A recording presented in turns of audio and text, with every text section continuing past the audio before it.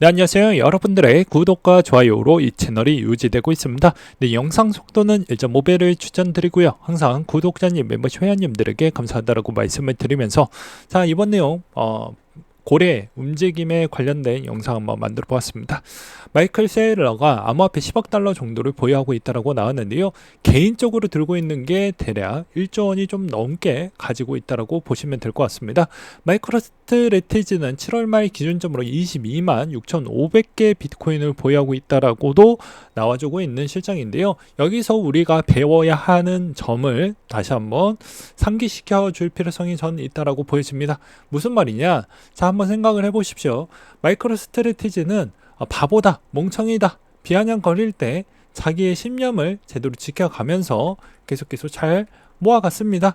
그래서 모았던 결과물이 지금 어느 정도 수익성까지 이루어지고 있고 기업 가치도 많이 올라갔다라고 볼 수가 있겠죠. 그래서 마이크로스트래티지는 자기의 회사도 그리고 내가 갖고 있는 그런 개인 사비를 통해 가지고도 계속해서 비트코인을 모으고 있다는 건 정말 진심이다라는 걸 또 한번 느끼게 되고요. 그 다음에 규칙과 원칙을 잘 지키고 있다라는 걸 볼 수가 있습니다. 한편으로는 아크 인베스트와 그리고 마이크로스트래티지의 가장 큰 차이점은 무엇이라고 볼 수가 있냐면요. 이 매수에 있는 이런 매수 지점이 이제 마이크로스트래티지는 제각각인데 아크 인베스트는 약간의 규칙적인 툴이 좀 있습니다. 그러니까 자체적으로 비트코인을 모아가는 그런 일정 관리의 툴을 좀 신경을 쓰고 있다라는 거예요. 약간씩 트레이딩을 좀 하고 있다라고 보는 게 맞겠죠. 그렇지만 마이크로스트래티지는 그냥 짧고 굵게 이야기하면 무한 매수를 진행을 하고 있다. 라고 보시면 될 것 같습니다. 그래서 무한매수법으로 현재까지도 계속해서 매입을 해주고 있고 올 상반기에도 계속해서 매입을 했고요. 이번 7월 거의 마지막 주 때에서도 한 번 더 한 100개, 120개인가요? 한 100개 정도 더 추가 구입을 하기도 했습니다. 여러분들이 정말로 비트코인 시장 그리고 한 코인 시장 부분에 있었을 때 정말 믿고 간다라고 하면 이 정도만큼의 있는 신념을 좀 갖고 장기 투자를 하는 마인드로 접근하는 게 맞지 않을까라고 저는 생각이 들기도 합니다. 그 다음으로 또 보게 된다라고 하면요. 이번에 이제 고래 움직임에서도 급락이 나왔던 패턴에서는 누군가의 고래는 계속 여기에서도 모았다라고 볼 수 있습니다. 대부분 10개에서 1000개 정도 있는 지갑을 가지고 있는 고래들이 이번에 좀 많이 모았다라고 볼 수가 있겠고요. 이번엔 신규 고래 같은 경우에는 이번에 3년 내 최대 손실을 지금 보여주고 있다라고 합니다.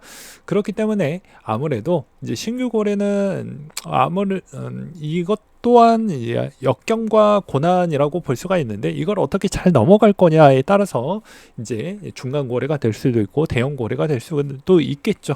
아무튼 이건 꼭 고래뿐만 아니고 개미들도 마찬가지입니다. 내가 작은 개미에서 큰 개미가 되려고 한다고 하면 그 진통과 과정을 잘 견뎌내야 아무래도 한 번 더 성장이 나온다고 저는 생각이 들어요. 그리고 현 비트코인 추이도 제가 계속 설명을 드리기도 했지만 이 가격적인 구간대를 잘 지탱을 할 수 있을지가 좀 애매한 구간이라고 제가 이야기를 했던 이유가 무엇이냐면 자 김프도 어느 정도 좀 빠져나갔던 추이도 있고요. 그 다음에 이제 두 번째로는 우리가 볼 수 있는 또 펀딩비 부분을 좀 볼 수 있겠죠. 이 펀딩비와 청산 부분을 볼 수가 있는데 이 현 상태에서의 추이를 보게 되면 롱과 숏이 둘 다 깨졌고 숏 비중이 좀더 깨지고 있는 실정이다 보니까 방향성 잡기가 상당히 좀 애매한 부분이라고 저는 생각을 하고 있습니다. 그래서 나중에 조금만 더 시간이 지나면 선물에 있는 거래 부분에 있는 체결 강도도 생각보다 좀 더 많이 떨어질 것으로 보이기 때문에 기술적으로 반등만 나왔을 뿐 여기서 이제 약간씩 횡보하는 구간으로 좀 흘러가지 않겠냐 라고 저는 생각을 하고 있는 실정입니다. 그래서 빠른 방향성이 빨리빨리 나와야 8월달이라도 좀 괜찮게 흘러갈 수가 있는데 그렇지 않을 경우에는 이제 9월달에 금리 인하를 하게 되면 뭐 저만의 소견이기도 하지만 이때까지 비트코인이 금리 인하할 때마다 별로 좋았던 패턴이 안 나왔기 때문에 이런 점은 좀 우려스러워한다 라고 미리 말씀을 드리는 바가 될 것 같습니다. 또 참고하시라고 말씀을 드렸던 부분이 좀 될 것 같고요. 그 다음으로 또 보게 되면 이번에 또 그냥 정치적 색깔 전혀 없이 하나 더 이야기를 드린다고 하면, 이번에 민주당이 금투세 유예 확정 11월로 미룬다라고 나와져 있습니다. 아무래도 이제 정부와 이제 줄다리기를 통해 가지고 받을 거 받고 내줄 거 내주고 이렇게 하려고 하는데, 잘 그런 협상이나 이제 이런 밀당이 좀 잘 안 되는 것 같다라는 생각이 들어요. 이런 점은 좀 아쉽다라고 볼 수가 있겠고요. 이걸로 이제 또 확인해 볼 수 있는 부분이 있는데요. 이번에 라디오에서 이제 여기서도 진성준 의원이 했던 이야기가 있습니다. 편집본은 아니고 저는 라이브만 계속 보기 때문에 절대 뭐 논란의 여지를 저는 만들고 싶지가 않기 때문에 라이브만 좀 보고 있거든요. 여기서도 이제 보게 되면 핵심은 그냥 짧고 굵게 확고합니다. 예.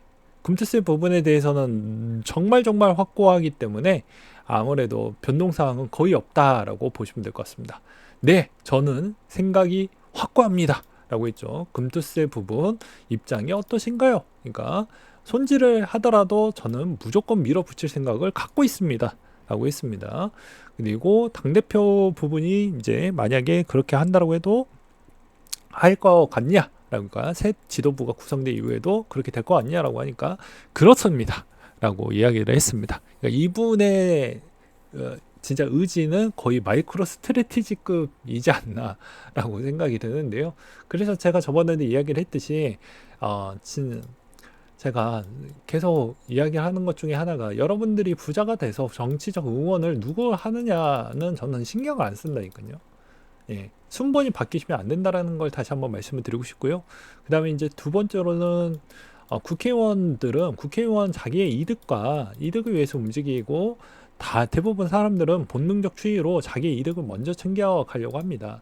그러니까 코인 투자자분들도 자기의 있는 이득을 먼저 챙기시고 목소리를 잘 내야 비로소 우리의 있는 이야기를 잘 들어주고 그렇게 또 맞춰준다라는 걸 절대 잊으시면 안 된다고 볼 수가 있게 되겠습니다. 하물며 가족에서도 계속 내 편을 가족 안에서도 내 편을 만들어서 계속해서 같은 목소리를 내어주게 된다라고 하면 아무리 굳건한 부모님이라고 할지라도 그 의견 부분을 좀 수렴히 해서 좀 유연하게 좀 들어주려고 하고 자세도 좀 바꿔주고 그러지 않습니까?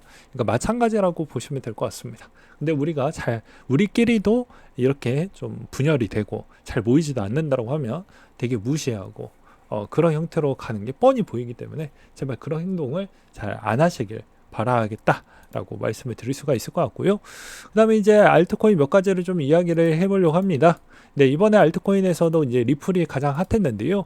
리플이 이번에 이제 증권성 이슈가 있었는데, 이제 핵심은 증권성 이슈 부분에 대해서 합의를 했고요. 그 다음에 항소받지 않을 것이라고 또 합의를 했다라는 점이 장중에 가장 큰 상승이 나와주기도 했었고, 그리고 이번 형태에서도 왜 이렇게 많이 급등이 나왔냐 라고 본다고 하면 아무래도 합의금이 이제 리플사에서 생각했던 그 금액 대비보다 월등하게 더 적게 잡힘으로써 엄청난 급등이 이번에 좀 나와주었다, 이렇게 보는 게 맞지 않을까 싶습니다.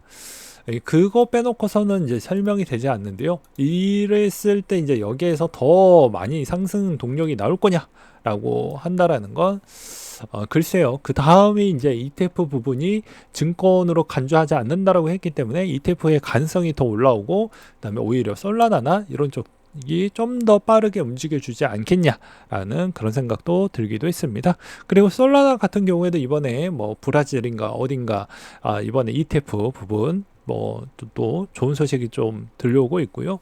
그 다음으로는 이제 FTX에서 최종 합의 부분에 있는 이 건도 나왔기 때문에 조만간에 이것도 12월 중에 이제 보상 절차가 진행이 되다 보니까 이 점도 좀 잘 보시면서 대응을 하시면 괜찮지 않을까 싶습니다. 그래서 전반적으로는 이제 이더리움도 어느 정도 이렇게 패닉셀 구간대가 좀 많이 짙게 나왔기 때문에 이런 구간대에 모아야지 언제 좀 모으겠습니까? 그리고 이걸 이제 반대로 본다라고 하면요. 자, 현 시점에서 상단, 최고점 상단보다 더 낮아지면서 파동으로 따지면 3파 정도가 나왔다는 형태입니다. 그리고 기울기 구간으로 본다라고 해도 대부분 거의 90도에 가까울 만큼 빠졌기 때문에 이럴 때마다 반등식은 조금씩 더 나왔다라는 점을 기억을 해두시면서 이더리움도 잘 참고해 두시길 바라겠습니다. 네, 오늘 내용은 여기까지 준비를 했고요. 이상으로 마치도록 하겠습니다.